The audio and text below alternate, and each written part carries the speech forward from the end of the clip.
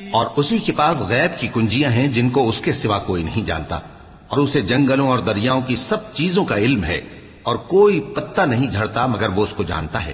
اور زمین کے اندھیروں میں کوئی دانا اور کوئی ہری یا سوکھی چیز نہیں ہے مگر کتاب روشن میں لکھی ہوئی ہے۔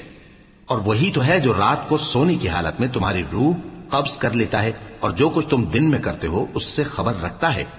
پھر تمہیں دن کو اٹھا دیتا ہے تاکہ یہی سلسلہ جاری رکھ کر زندگی کی مدت معین پوری کر دی جائے،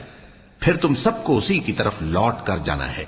پھر وہ تم کو تمہارے عمل جو تم کرتے رہتے ہو ایک ایک کر کے بتائے گا،